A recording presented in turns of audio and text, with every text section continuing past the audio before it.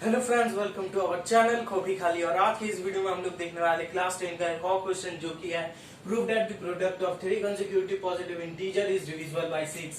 तो हम लोग को ये प्रूव करना है कि लगातार कोई भी तीन नंबर का प्रोडक्ट हमेशा 6 से डिविजिबल होगा।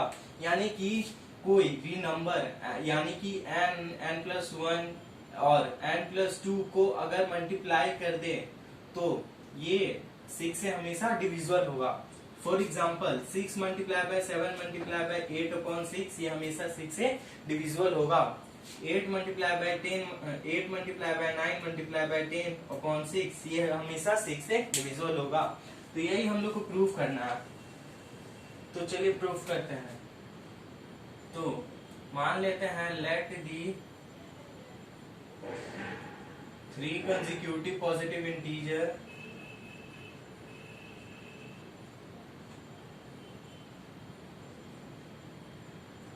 be n+1 and n+2।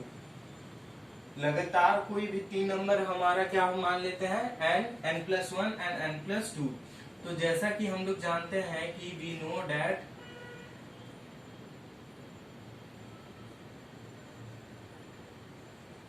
all positive integer किस फॉर्म में होता है, is of the form 6q plus 1, 6q plus 2, 6q plus 3, 6q plus 4 और 6q plus 5 के फॉर्म में होता है।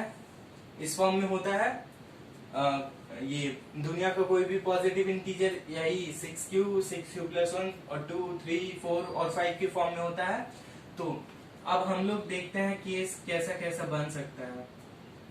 तो केस पहला देख लेते हैं। तो हम लोग मान लेते हैं लेट n मान लेते हैं हम लोग 6q पहले में। तो n को n से मल्टीप्लाई करेंगे n+1 से, फिर n+2 से मल्टीप्लाई करेंगे। तो क्या आएगा हमारे पास 6q multiply by 6q plus 1 multiply by 6q plus 2। तो इसको हम लोग ऐसे लिख सकते हैं 6 multiply by 6q square plus q multiply by 6q plus 2, जिसमें हम लोग 6m भी लिख सकते हैं, जहां पे m का वैल्यू क्या होगा, m इक्वल टू क्या होगा 6q स्क्वायर प्लस q और 6q plus 2 ये होगा m का वैल्यू। तो 6m के फॉर्म में आ गया, यानी कि ये 6 से डिविजिबल है, यानी कि केस पहला हमारा सेटिस्फाई होता है। तो अब सेकेंड देख लेते हैं, जहां पे मानते हैं कि 6n का वैल्यू क्या है 6q plus 1। तो n को मल्टीप्लाई करना है हम लोग को किससे, n+1 और n+2 से। तो हम लोग क्या करेंगे 6q plus 1 multiply by 6q plus 2 multiply by 6q plus 3 करेंगे हम लोग। तो इसका वैल्यू क्या आएगा 6q plus 1 आएगा। ये इससे कुछ नहीं निकलेगा, इससे कॉमन निकलेगा जो कि है 2 और अंदर बच जाएगा जो लिखा हुआ है 3q plus 1। अब इससे भी निकलेगा 3 कॉमन, तो यहाँ अंदर बचेगा वही जो लिखा हुआ है 2q plus 1। तो बाहर जो निकला उसको कॉमन ले लेते हैं और जो बाकी बचा उसको m मान लेते हैं, क्योंकि इतना बड़ा झंझट हो जाएगा, इसीलिए उसकी जगह एक सिंपल सा फंडा रख लेते हैं जिसको नाम दे देते हैं m। अब ये m का वैल्यू क्या है, जो कि इतना बड़ा नंबर का प्रोडक्ट आएगा वही इसका m का वैल्यू है। तो यहाँ पे फिर 6m आ गया, यानी कि ये फिर डिविजिबल हो जाएगा 6 से। तो इसका मतलब ये भी केस क्या हो रहा है हमारा सेटिस्फाई कर रहा है। तो हम लोग अब केस थर्ड देख लेते हैं, जहाँ पे n का वैल्यू है 6q plus 2। अब n को मल्टीप्लाई करना है किससे, n+1 से, फिर n+2 से करना है। तो इसको मल्टीप्लाई करेंगे 6q plus 2 से, फिर 6q plus 3 से, फिर 6q plus 4 से करेंगे। तो अब सब में से कॉमन निकाल लेते हैं, इससे 2 निकालेंगे तो यहाँ पे 3q plus 1 आएगा। अब इससे कॉमन निकालेंगे तो 3 निकालेंगे तो 2q plus 1 बचेगा अंदर। अब इससे निकालेंगे 2 निकलेगा, तो यहाँ पे बचेगा 3q plus 2।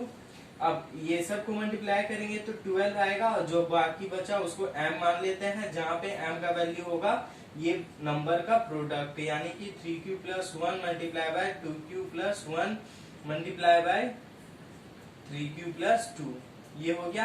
अब 12m आया, यानी कि 12 क्या है 6 का टेबल में आता है, जी हाँ 2 बार में आता है।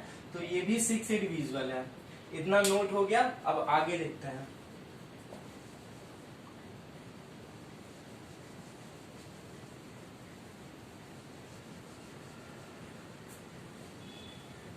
आगे हम लोग देखने वाले हैं अब चौथा केस।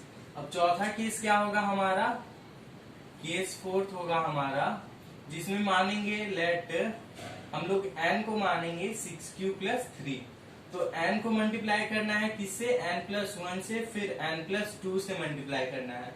तो हमारे पास क्या नंबर आ जाएगा, 6q + 3 multiply by 6q + 4 multiply by 6q + 5। अब जो कॉमन निकल रहा है उसको निकाल देते हैं। तो अंदर बचेगा 2q + 1। अब यहाँ से 2 निकलेगा तो बचेगा 3q + 2। अब यहाँ से कुछ भी नहीं बचेगा तो जैसा का है वैसा ही लिख देते हैं। अब जो भी आया हमारा प्रोडक्ट में बाहर करने के बाद उसको कर देते हैं। उसके बाद बाकी को m मान लेते हैं, जिसमें m का वैल्यू होगा ये ब्रैकेट के अंदर जो प्रोडक्ट करके जो नंबर आएगा वही है m का वैल्यू। तो ये शॉर्ट में m इसीलिए लिखा जा रहा है क्योंकि इतना बड़ा झंझट है, ये झंझट को हटाने के लिए ये m को लिखा जा रहा है शॉर्ट में। तो ये फिर 6m के फॉर्म में आ गया, यानी कि ये फिर 6 से क्या है, डिविजिबल है। तो अब केस फिफ्थ देख लेते हैं। केस फिफ्थ में क्या है, n = अब हम लोग क्या मानेंगे, 6q + 4। तो n को मल्टीप्लाई करेंगे किससे, n+1 से, फिर n+2 से मल्टीप्लाई करेंगे।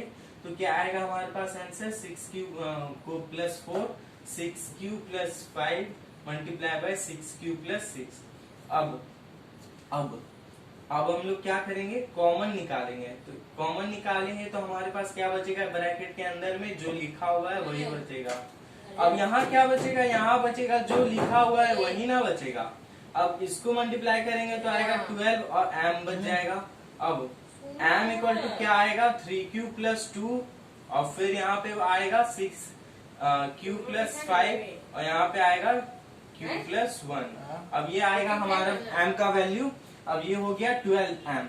अब 12 क्या 6 का टेबल में आता है, हाँ आता है। कितना टेबल में आता है, 2 से मल्टीप्लाई करेंगे तो आ जाएगा। अब केस आखिरी देख लेते हैं। अब केस लास्ट में हम लोग लेंगे 6q + 5। 6q + 4 तक हो गया, 6q + 5 लेंगे। तो अब इस बार फिर मल्टीप्लाई करना है, n फिर n+1 फिर n+2। तो हमारे पास क्या आएगा, 6q + 5, 6q + 6 फिर 6q + 7। अब ये सब को मल्टीप्लाई करना है। ये सब को मल्टीप्लाई करने से अच्छा बस इससे 6 निकाल लेते हैं। तो हमारे पास क्या बचेगा, 6q + 5, यहाँ पे q + 1 आ जाएगा। यहाँ का जो था वही रहेगा। ये हो गया। तो इसको हम लोग लिख सकते हैं 6m। अब ये 6m लिखा गया। तो ये जो बाहर में इतना बड़ा नंबर है इसी का, तो इसी की जगह तो हम लोग लिखे हैं, क्योंकि ये क्या है हमारे लिए, क्या है, झंझट है। अब झंझट को हटाने के लिए हम लोग क्या लिखे हैं शॉर्ट में, 6m। q, ये m क्या है, एक इंटीजर है, पॉजिटिव इंटीजर। और ये भी क्या है, एक पॉजिटिव इंटीजर। एक अननोन पॉजिटिव इंटीजर की जगह पे एक अननोन पॉजिटिव इंटीजर। तो ये था हमारा सॉल्यूशन। तो देयरफॉर करके अब हम लोग ये लिख सकते हैं, the product of 3 consecutive positive integer is divisible by 6। तो अब हम लोग ये कह सकते हैं कि लगातार कोई भी तीन नंबर हमेशा क्या होगा, 6 से डिविजिबल होगा। अब इसका एग्जाम्पल भी देख सकते हैं कि 8 × 9 × 10/6 करके, ये कैलकुलेटर से अगर हम लोग करेंगे तो हमारे पास जो नंबर आएगा वो हमेशा नेचुरल नंबर ही आएगा। जो नेचुरल नंबर ही आएगा, कभी डेसिमल में नहीं आएगा, हमेशा कंप्लीट कटेगा। तो यही था हमारा सॉल्यूशन।